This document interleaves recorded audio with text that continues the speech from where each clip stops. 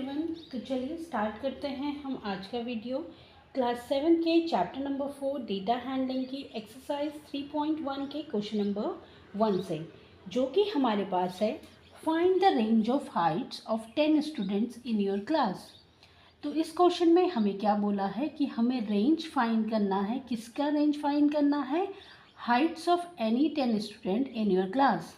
तो आपकी क्लास में जो 10 स्टूडेंट्स की हाइट है उनका हमें रेंज फाइंड करना है। तो इसमें हमें क्या करना पड़ेगा, पहले 10 स्टूडेंट्स की हाइट को लिखना पड़ेगा। तो सपोज कर लेते हैं कि लेट जो हाइट है, let the height of 10 students.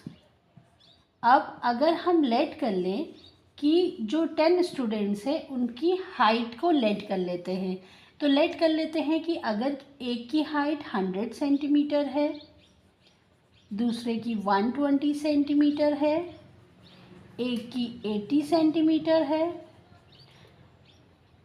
Next अगर किसी की हाइट 125 सेंटीमीटर है, किसी की 130 सेंटीमीटर है, किसी की 145 सेंटीमीटर है, किसी की 150 सेंटीमीटर है, किसी की 110 सेंटीमीटर है, किसी की 105 सेंटीमीटर है। अब ये देख लेते हैं कितने स्टूडेंट्स की हाइट हमने लेट की है। 1 2 3 4 5 6 7 8 9 और एक और स्टूडेंट हम देख लेते हैं जिसकी हाइट को हम लेट कर लेते हैं 90 सेंटीमीटर। तो ये जो है हाइट्स, ये हम अपने अकॉर्डिंग अप्रॉक्सीमेटली जो हमारी क्लास में जनरली जितनी हमारी हाइट्स है उसके ही अकॉर्डिंग हम अप्रॉक्सीमेटली ऊपर नीचे हाइट्स को लिख सकते हैं। अभी हमने 10 स्टूडेंट्स की हाइट को लेट कर लिया है। 100 centimetre, 120 centimetre, 80 centimetre, 125, 130, 145, 150, 110, 105 and 90 centimetre. अब हमें फाइंड करना है रेंज। तो जो रेंज होता है, रेंज क्या होता है, जो हमारे ये ऑब्जर्वेशंस हैं उसमें हाईएस्ट ऑब्जर्वेशन, ये जो हमारी ऑब्जर्वेशंस हमने लिखी 10 ऑब्जर्वेशंस, इसमें हाईएस्ट ऑब्जर्वेशन से हम माइनस कर लेते हैं लोएस्ट ऑब्जर्वेशन को।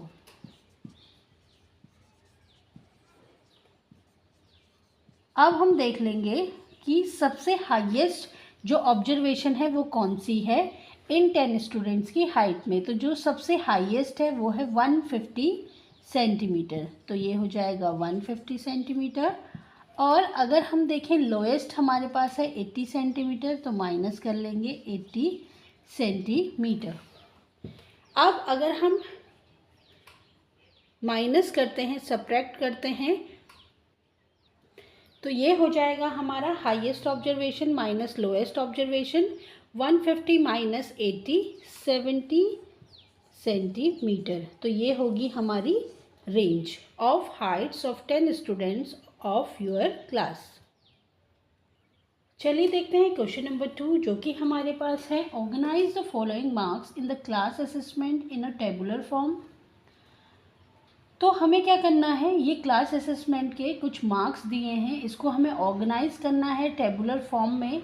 देन उसके बेसिस पे हमें कुछ क्वेश्चंस के आंसर देने हैं, which number is the highest. Second question है which number is the lowest. Third, what is the range of the data and find the arithmetic mean. तो सबसे पहले हम क्या करेंगे, इसको टेबुलर फॉर्म में ऑर्गेनाइज कर लेंगे। तो हम सबसे पहले करते हैं मार्क्स, एक तरफ हम लिख लेंगे मार्क्स, देन टेली मार्क्स,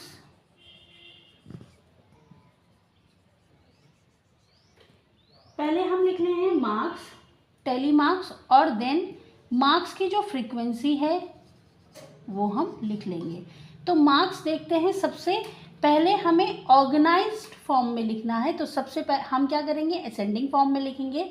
तो सबसे कम मार्क्स जो मिले हैं वो है 1, उसके बाद है 2, देन 3, 4, 5, 6, 7, 8 एंड 9, ये हमारे हैं मार्क्स। 1 से लेके 9 तक स्टूडेंट्स को मार्क्स मिले हैं।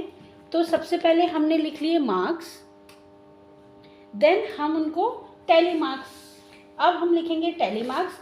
तो सबसे पहले देखते हैं हम 1 की जो फ्रीक्वेंसी है वो कितने टाइम्स है। अगर हम देखें 1, तो 1 जो है 1 टाइम्स है। 1 जो है कितने टाइम्स है, फ्रीक्वेंसी क्या है उसकी 1, मतलब कि एक जो नंबर है, जो मार्क्स 1 है वो एक ही टाइम है, और टैली मार्क्स में इसको डिनोट कर देंगे सिंगल लाइन से। देन जो 2 है, देखते हैं 2 जो है, 2 जो मार्क्स हैं वो कितने टाइम्स है 1, 2 टाइम्स। तो 2 हमारे पास है 2 टाइम्स। टैली मार्क्स में हम इसको 2 स्ट्रेट लाइन से शो कर देंगे। देन थर्ड नंबर पे है 3 मार्क्स। अब देखते हैं 3 मार्क्स की जो फ्रीक्वेंसी है वो कितनी है, वो है 1। टैली मार्क्स में एक सिंगल लाइन से हम 1 को डिनोट कर देंगे। देन है 4, जो मार्क्स 4 हैं वो कितने टाइम्स है 1, 2 एंड 3। तो जो 4 मार्क्स हैं वो 3 टाइम्स हैं। तो टैली मार्क्स हम लिखेंगे 1, 2 एंड 3। देन देखते हैं 5, जो मार्क्स 5 हैं वो कितने टाइम्स है 1, 2, 3, 4 एंड 5। तो 5 की फ्रीक्वेंसी है 5 टाइम्स। ये हो जाएगा 1, 2, 3, 4। तो जब हम टैली मार्क्स लिखते हैं तो 4 स्ट्रेट लाइंस और एक ये स्लांट में लाइन 5 टाइम्स, तो ये हो जाएगा 5। देन देखते हैं मार्क 6, ये है 1, 2, 3, 4 टाइम्स, तो ये हो जाएगा 1, 2, 3, 4। देन मार्क 7 देखते हैं, 7 जो है 1 एंड 2 टाइम्स। तो टैली मार्क्स में 2 स्ट्रेट लाइन, ये हो जाएगा 2 टाइम्स। देन 8 देखते हैं, 8 हमें दिख रहा है 1 टाइम्स, तो ये स्ट्रेट लाइन हो जाएगी एक 8 में भी, टैली मार्क्स में। देन 9 में अगर हम देखें तो 9 में हमारे पास 9 भी हमारे पास एक ही टाइम्स है, तो 9 की फ्रीक्वेंसी भी 1 है। तो ये है हमारा marks, tally marks and frequency. तो चलिए देखते हैं एक बार फिर से कि हमें जब टेबुलर फॉर्म बनानी होती है तो सबसे पहले हमें क्या करना होता है। तो सबसे पहले हमने क्या किया, हमारे पास मार्क्स गिवन थे और मार्क्स जो थे हमारे पास अनऑर्गेनाइज्ड फॉर्म में गिवन थे। तो सबसे पहले हमने लिखा मार्क्स, टेबुलर फॉर्म बनाने के लिए सबसे पहले हमने लिखे marks, then tally marks and then frequency. तो सबसे पहले हमने मार्क्स को ऑर्गेनाइज किया असेंडिंग फॉर्म में, 1, 2, 3, 4, 5, 6, 7, 8 एंड 9, क्योंकि हमें जो मार्क्स मिले थे वो 1 से 9 तक मार्क्स गिवन थे क्लास असेसमेंट में। अब टैली मार्क्स जब हम बनाते हैं तो टैली मार्क्स बनाने के लिए जब भी अगर हमें टैली मार्क्स बनाना है तो 4 स्ट्रेट लाइन एक साथ आती हैं। अगर हमें नंबर 5 को रिप्रेजेंट करना है तो 4 स्ट्रेट लाइन और ये एक स्लांटिंग लाइन 4 लाइंस के ऊपर। अगर हमें इसी में देखिए सिंपली अगर 1 रिप्रेजेंट करना है तो 1 लाइन, 2 रिप्रेजेंट करना है तो 2, 3 रिप्रेजेंट करना है तो 3 लाइंस, 4 के लिए 4 लाइंस, 5 को रिप्रेजेंट करना है तो इस तरीके से, और 6 को रिप्रेजेंट करना है तो इसके आगे हम 6 इस तरीके से लिखते हैं। देन 7, 8, 9 और 10। तो ये होता है एक तरीका टैली मार्क्स को लिखने का। तो हमने क्या किया, सबसे पहले मार्क्स लिखे, then tally marks and frequency. अब हमने देखा कि जो 1 मार्क्स 1 है वो कितने टाइम्स हैं, असेसमेंट में कितने टाइम्स 1 मार्क्स मिले हैं 1 टाइम्स, तो जो फ्रीक्वेंसी है वो हो जाएगी 1। 2 जो मार्क्स हैं वो भी कितने टाइम्स थे 2 टाइम्स, 2 बारी 2 मार्क्स आए थे, तो ये हो जाएंगे 2।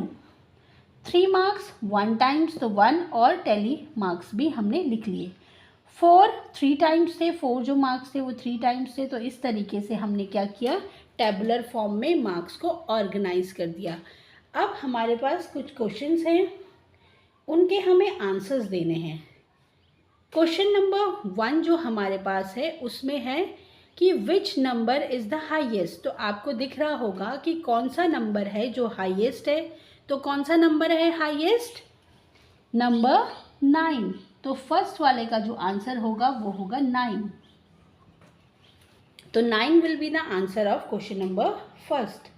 अब सेकंड क्वेश्चन में हमें पूछा गया है कि विच नंबर इज़ द लोएस्ट। तो सबसे छोटा नंबर था 1।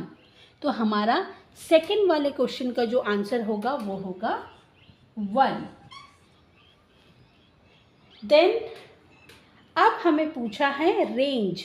रेंज जैसे कि हमने क्वेश्चन नंबर 1 में डिस्कस किया था, highest observation minus lowest observation.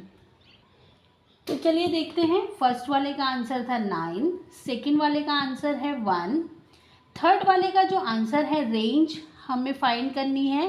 तो रेंज क्या होता है? Highest observation minus lowest observation. तो हाईएस्ट है 9, लोएस्ट है 1, तो हमारी जो रेंज होगी वो हो जाएगी 8। देन हमें फाइंड करना है अरिथमेटिक मीन। तो मीन के लिए जो फॉर्मूला हमारे पास होता है वो होता है sum of all the observations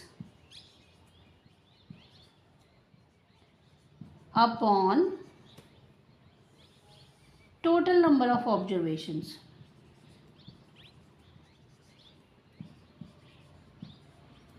तो ये हमारा फॉर्मूला है मीन के लिए। जब भी हमें अरिथमेटिक मीन या सिंपली अगर हम बोले मीन, तो मीन जब हमें कैलकुलेट करना है तो हम क्या करते हैं, जितने भी ऑब्जर्वेशन हमें गिवन होते हैं उनका सम करते हैं और वो ऑब्जर्वेशन कितने टाइम से उनका टोटल से डिवाइड कर लेते हैं। तो चलिए सम करते हैं ऑब्जर्वेशंस का। तो चलिए सम ऑफ ऑल द ऑब्जर्वेशंस करना है। तो ये जितनी भी ऑब्जर्वेशंस थी उनका हमने इस तरीके से लिख लेना है और उनको ऐड कर लेना है। और ये ऑब्जर्वेशंस कितने टाइम्स हैं? ये ऑब्जर्वेशन अगर हम देखें तो कितने टाइम से 1 2 3 4 5 6 7 8 9 10 11 12 13 14 15 16 17 18 19 20 टाइम्स ये ऑब्जर्वेशंस हैं। तो अपॉन में हमारे पास हो जाएगा 20। अब हम ऐड करेंगे ऑब्जर्वेशंस को। तो ऐड करने के बाद हमारे पास आ रहा है 100 अपॉन 20। 100 अपॉन 20, तो 100 को डिवाइड कर लेंगे 20 से, ये होता है 5 टाइम्स। तो हमारा जो मीन होगा अरिथमेटिक मीन वो होगा 5।